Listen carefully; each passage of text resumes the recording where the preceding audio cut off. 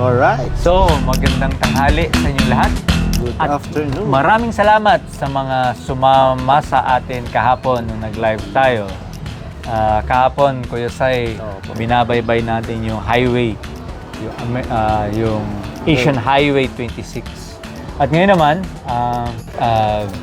bibigyan natin ng pagkakataon yung ating mga kasama online na makipagkwentuhan sa atin. Dahil sa ngayon nandito tayo sa Isabela at huminto tayo saglit para kumain. At ang in-order namin, ito na. Ito na. Ang tawag dito ate, ano dito? Pansit Kabagan, sir. Pansit Kabagan. 120. Free soft drinks po yan. Yun. Anong gusto niyong drinks, sir? GoPro yan. Right. So, ito, Pansit Kabagan. Now, Sarap. maraming mga bagay-bagay that attracts us to a place.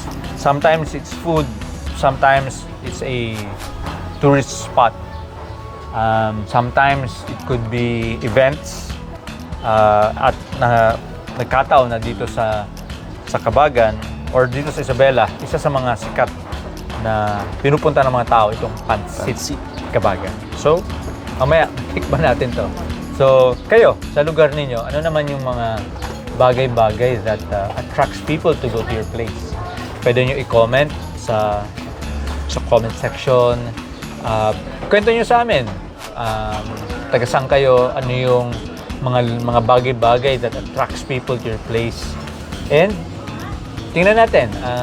Or baka meron kayong masuggest ng mga lugar na pwede namin daanan. At para mapag-usapan yung ipakita sa Pilipinas, ano naman yung kumusta yung lugar ninyo, kumusta yung biyahe sa lugar ninyo. Di ba, Kuya Sai? Yes, So, Kuya yes. Sai, nakakain ka na ba ng Pansit Kabagan before? Nakakain lang ako, Kuya Dan, pag dumadaan dito sa Isabela. Lalo na dito sa Kabagan. No? At ito talaga yung hindi natin pinapalampas pag Talaga? nandito tayo sa mga area na to. Wala ka pa naman bawal. Wala pa naman. Malapit-lapit na. Malapit na. Mukhang kapag ang ganito yung toppings, mukhang Opo. sa may mga Gout. may mga bawal mo, delikado Bawal. to. So yun, ano yung naaalala mo dun sa lasa na kakaiba compared sa ibang mga pagkain or pansit na tikman mo sa ibang lugar? Kuya, yung pinagkaiba, yung pansit niya mismo, yung Talaga? pagkakagawa. Kasi gawa dito mismo sa Isabela. No, hindi siya in-import sa ibang Okay. bansa. Iba yung lasa. Iba din yung lasa ng pansit Kabagan. So, Okay. ayun, tapos yung mga toppings lalo siyang sumasarap dahil iba-iba. Meron siyang itlog, meron siyang baboy, meron siyang Shanghai. So, ayan. Yeah, hindi ba weird kapag masyadong pinag-halo-halo? Minsan, iba-ibang lasa, iba yung nagkukontrahan. Ito, kumusta naman? Okay naman po, Kuya.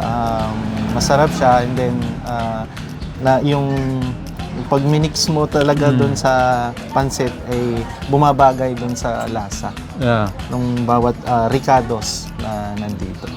So, yun po ulit mag-comment kayo online. Mag-comment kayo.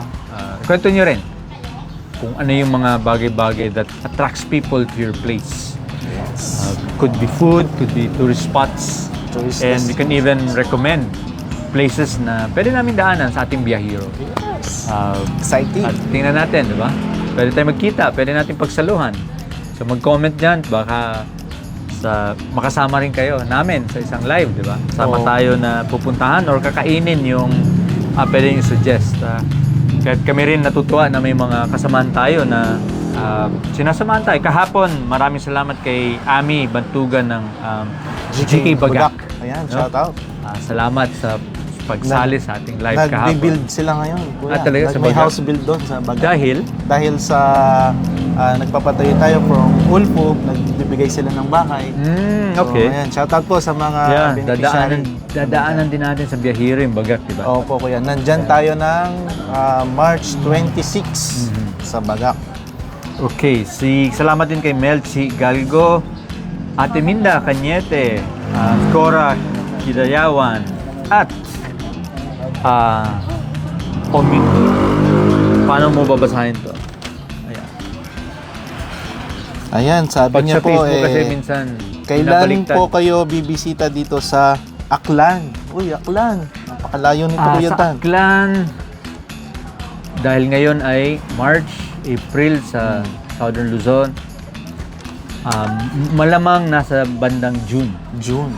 Sa June, nasa Panay Island tayo. Yeah, So, abang. magkita-kita po tayo dyan Abangan niyo po kami. sa Aklan. At salamat din kay Arthur Llamas ng GK Miss Or. Arthur Limas. Nag-comment. Yes. Si Kuya kay Eman. Essentia Bides at kay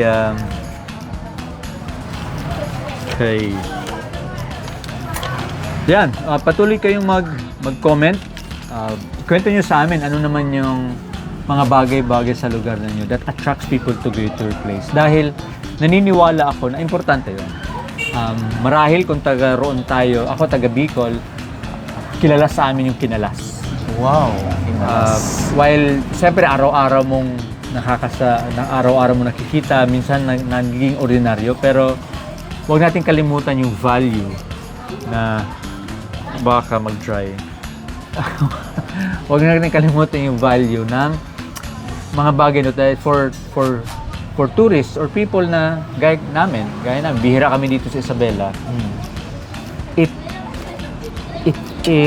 pays that it attracts visitors to your place. Kaya while lalo sa pagkain, nag-iiba-iba na yung mga flavors, nag-iiba-iba yung timpla, pero still it attracts people to your place. But ang tanong, after nyo ma-attract yung mga bisita sa lugar ninyo dahil sa pagkain, tourist spot, ano naman yung sa tingin nyo will connect them to the place aside from the food? Sana hindi lang pagkakain, pagka-Instagram, pag-post sa Facebook or mag-TikTok, tapos na yung relationship nila with your place. Sana beyond the food, meron silang ma-encounter, may makilalang kaibigan, meron silang ma-experience na mas lasting even after pag-inom nila ng pagkain ng dessert or pag-inom ng tubig, mawala na yung experience. So ikaw, Kuya Sai, sa tingin mo, sa isang lugar, regardless kung saan, after ma-attract yung isang bisita, ano kaya yung mga bagay-bagay that would help connect people to the place? Pwede mo habaan, Kuya Sai, dahil pwede na akong, para kumain ako. Ayun, importante na Kuya Dan, para sa akin yung maganda yung lugar at siyempre yung mga tao, no? Sa mga pinupuntahan natin dito sa Biyahero, no? Sinasalubong tayo ng mga taga-Gawad Kalinga at mga ibang partners ng GK. Mga volunteers, daming mga volunteers. At nakikita din natin, Kuya Dan, kung gaano kaganda yung Pilipinas. No? So, yun, mga bundok na dinadaanan natin, mga dagat na pinupuntahan natin. So, nakaka-attract talaga siya sa mga tao, no? At nakikita naman natin na madaming mga turista na pumupunta. No? Kaya importante din na yung mga tourist destination natin, tayo po mismo na alagaan natin. Ayan. Habaan mo ba? Sabi ko, kasi kakain ako eh. Ay, oo nga pala, Kuya Dan. Daya mo Ayun, naman. may nag-comment si Kuya Eman Vitor. Kain tayo, sabi ni Kuya Eman. Nako. Kuya Eman, Bawal ka nito, Kuya dapat Eman. ang sabihin mo, diet ka. Pero, Kuya Eman, Mm, ano naman yung aabangan namin sa lugar ninyo? lugar mo. Paki-comment mo, Kuya Eman, habang kumakain si Kuya Dan, no? Sa lahat din po ng mga nanonood ng live ngayon, ayan, i-comment nyo po yung mga magagandang lugar sa inyo para pag may pagkakataon po yung kami na makadaan dyan sa inyo, pupuntahan natin, no? Pagkain, lugar, yon, ang sarap niyan, Kuya Dan. Sinong sabi? Si Kuya Eman. Kuya Eman. Masarap talaga. Yup, totoo, masarap. Yung toppings niya, maraming karne. Yung broth niya, yung sauce is thick and rich. At may libreng, hindi ko pa alam kung ano to. Ah, Hulaan nyo. wala na. Teka muna, pahulaan mo. Walahan Ano natin. kaya ito? Ano kayang laman? Diba?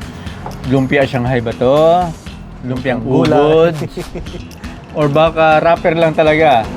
Or dekorasyon? Diba? Mampadagdag. Or baka matamis? Baka turon? Kaya hulaan nyo. Mamaya pa to. Bago magtapos. Tapos sabi ni Ate Reynalyn Castro, enjoy eating po, sir. Salamat po. Yan. Taga saan po kayo? Ate Reynalyn Castro.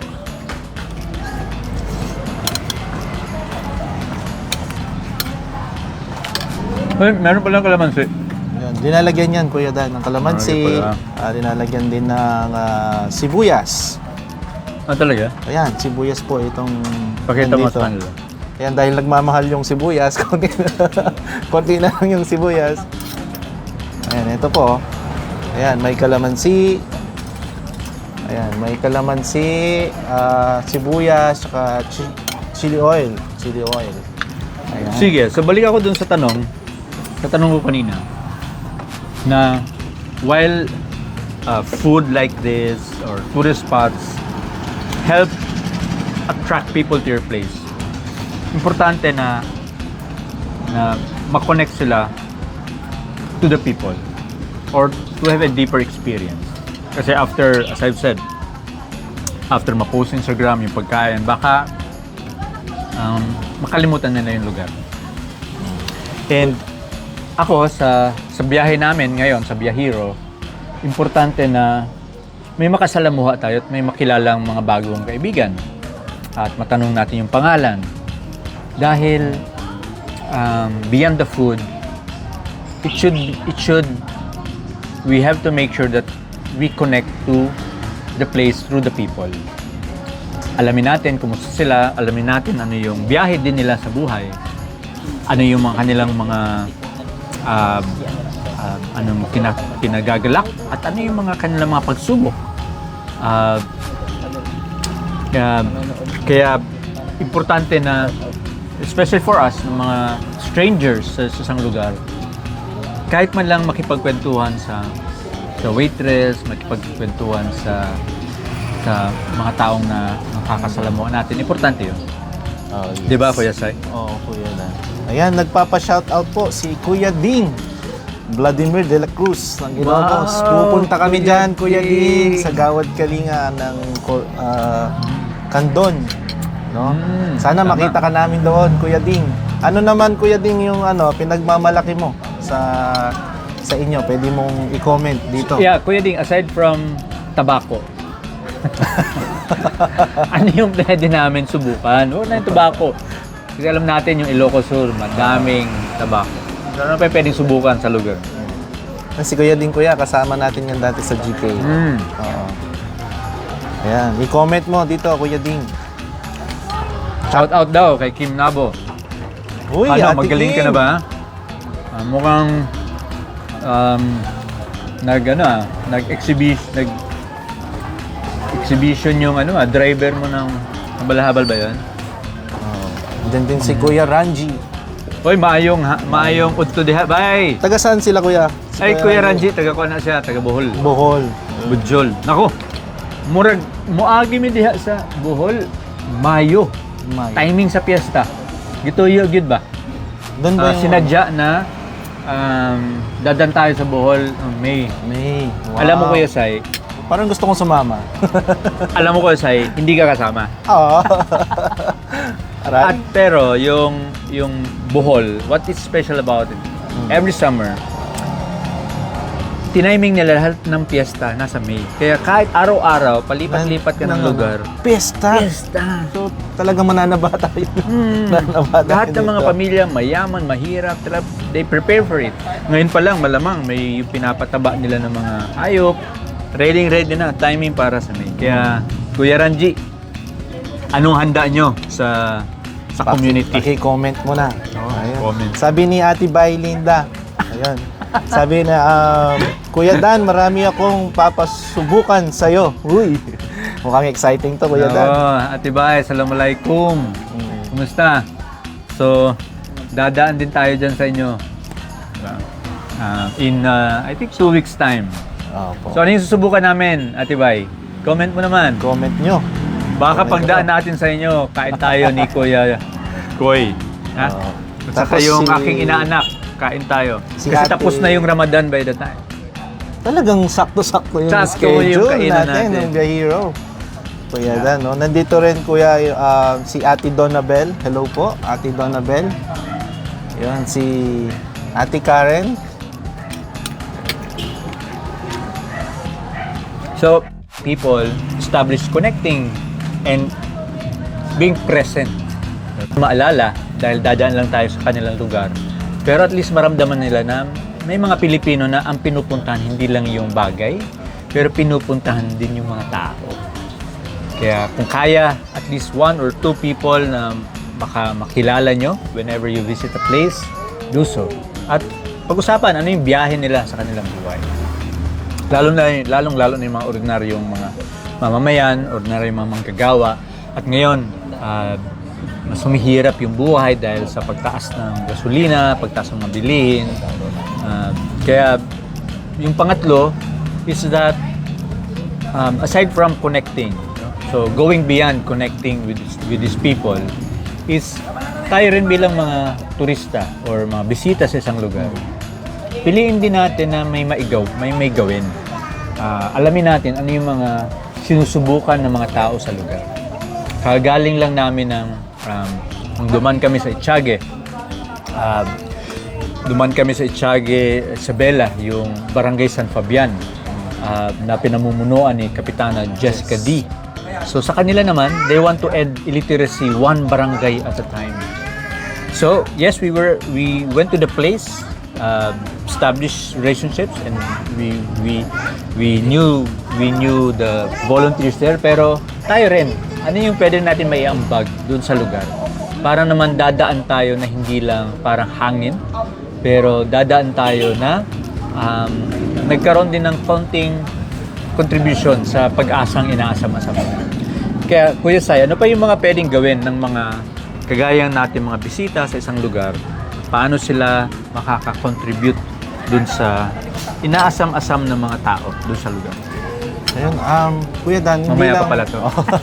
Medyo marami-rami. Kakagating ko na sana. Ay, mamaya. Medyo marami-rami pa yan. So marami po tayong pwedeng gawin, no? Pagpunta natin dun sa mga areas na mga tourist destination, alamin din natin sa barangay, sa mga schools kung ano pwede nating maitulong.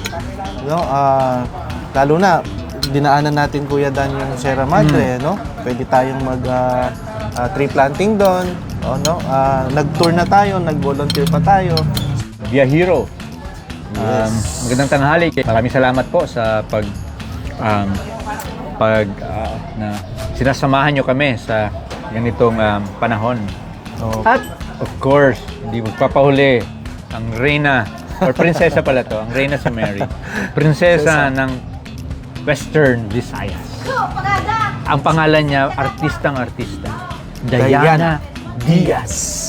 Wow! Pag Gandang naririnig mo, parang, pangalan. sino tong artistang ito? Di ba?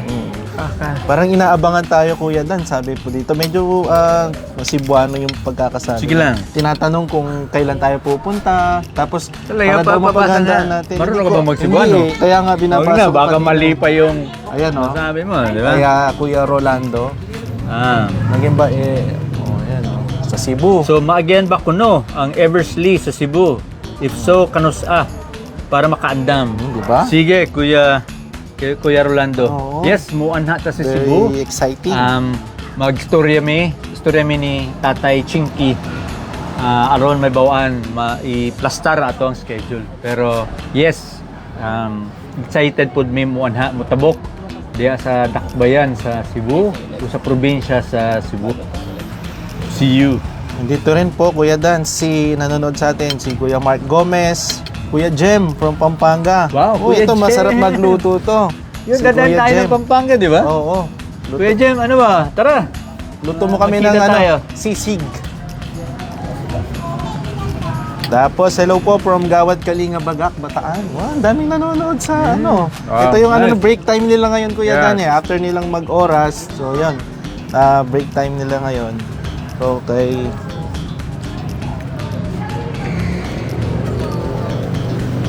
Ayan, ang dami. So, Ayan, may taga Bagong Silang. Ay, hindi. Cavite na to Cavite. Si Levs Hortilloso. Naalala ko parang may pagkakulot ito ng konti. konti lang naman. Konti lang. May Mga pagkakulot. ilang buhok lang yan. Oo. Tsaka si El Baluyot. Wow, magandang hapon or tanghali sa inyo. At si Panfilo Cunyano. Maraming salamat po sa pagsubaybay at pagsama sa ating malit na kwentuhan. Tama, Kuya Na Dan. sa ngayon tayo ay nagsasagawa ng tinatawag natin Biyahero or Be a Hero or biyahe ng bawat Pilipino na umiikot tayo sa buong bansa para sumabay sa biyahe ng bawat isa, sumabay sa biyahe ninyo. Lalo na sa panahon ngayon na maraming nahihirapan, maraming dumadanas ng pagsubok na tayo rin tayo rin ay nasi-challenge dahil mataas yung presyo ng mga bilihin, lalo na ng gasolina. Nako, matindi. Kaya hindi namin alam saan aabot yung gasolina namin. Baka itutulak na lang namin mamaya. Pero seriously, para sa ating mga may kakayahang pang lumabas at pumunta sa mga laylayan, pumunta sa mga komunidad na matagal nang naghihintay ng pag-asa or kahit man lang presence natin, gawin natin. Kasi kung hindi ngayon, kailan? No? Kaya yan po yung Biyahero na sa ngayon, nandito tayo sa North Luzon. In a few days time, dadaan tayo ng Cordillera. Babaybayin din natin yung Ilocos Norte, Ilocos Sur. At siyempre, yung Region 3, yung Zambales. If kung sakaling libre kayo, April 9, araw ng Kagitingan, baka naman, magkita-kita tayo kung nasaan nakaharap yung West Philippine Sea. So, abangan kung saan yun. Diba? So, sabi ni Kim Nabo, oy, magaling na daw siya. Wow, malayo sa bituka. So, tama, kaya nakita ko kasi yung picture mo, nakaganyan ka. Huwag mong ilapit sa bituka, ha? Ganyan lang lagi. Pag naglalakad, kamay mo ganyan. Huwag mong ibaba kasi pag binaba mo yung kamay mo, Malapit na malapit yan. sa bituka yun. Ingat-ingat. Tapos pala, so pagaling ka, kapatid. Uy, sabi ni Kuya Jem, sige po, sabihan niyo po ako paghahanda ko po kayo. Yes. Wow! Pero, Kuya Jem, ito may bawal na, ha? Ako, wala. Bawal na to. Mukhang malapit na to. Malapit na. Maging kasama In June. ng bagong grupo, ang tawag, GK. Ibig sabihin, Gout Kalinga. Diba? Malapit na to. May nagpipill up na ng application form. Diba? Sino ba mag-a-approve na application form mo sa Gout Kalinga? Sino? Hindi Di ko naman alam number sino one dyan. yung Sino yung Si president namin? Angel yata. Si Kuya Angel. Tong. Si Kuya Tong, yan. Papa-member na. So yun yung Salamat po sa Biyahero. reply.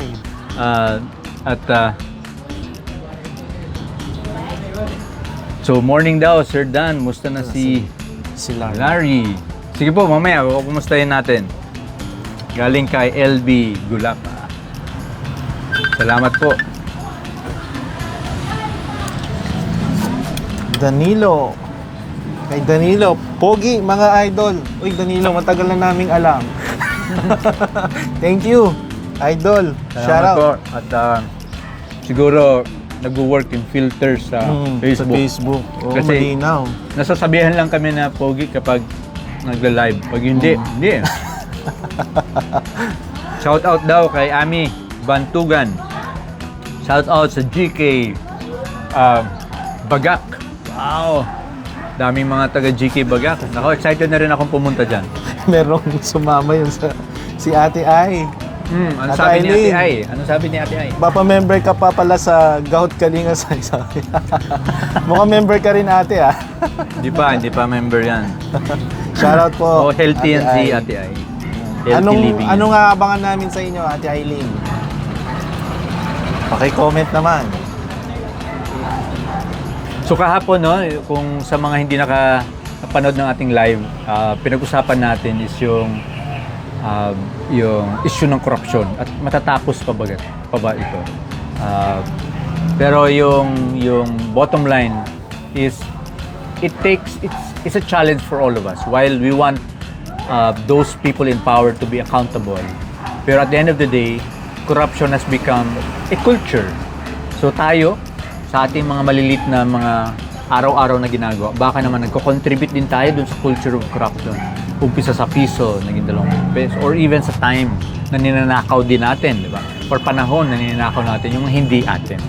Kaya dapat pas malakasin natin, gumawa tayo ng mas malakas na kultura, which is yung una sa serbisyo, huli sa benepisyo. Lalong-lalo na ngayon na malapit ng eleksyon, di ba? Na yung kung ano may hinihingi nating serbisyo or ano yung ini-expect natin na ginagawa dapat ng ating mga niluluklok sa posisyon, dapat tayo rin gumagawa nun. Kasi mahirap naman mag-demand sa mga taong mga kasama ng mga kapatid natin sa gobyerno, mag-demand sa kanila kung tayo mismo hindi natin ginagawa. Kaya umpisa sa atin, sa ating pamilya, sa ating mga pagkakaibigan, sa ating komunidad, na palakasin natin yung una sa serbisyo, huli sa benepisyo. Now, for instance, dyan sa mga lugar na binibisita natin, sa Agoncillo, nandyan si JV Calapatya. Shout out. So yung malaking partner natin, yung LGU at ang probinsya para tugunan yung mailikas sa danger zones, yung mga kapatid natin na doon sa may lake. Yan, mga ganyang mga pinapakita na una sa serbisyo, huli sa benepisyo. Pero tayo, ako mismo, at si Kuya Sai, patuloy natin i-examine yung sarili natin. At kayo rin, pwede nyo pag-usapan sa pamilya nyo, pag-usapan sa barkada, ano bang ibig sabihin ninyo ng una sa serbisyo, huli sa benepisyo? Sa English pa, this may not be a direct translation or talaga mas masarap sa Tagalog, pero pag sa English, first to serve, last to benefit. Diba? So, abangan nyo ulit, bukas, magla-live tayo ng susubukan natin alas 7 ng gabi. Bukas, Tuesday, 7 p.m. yung ating live. Ngayon, diba? Kuya Dan, daming By nanonood. that time, okay, maraming salamat po sa nanonood.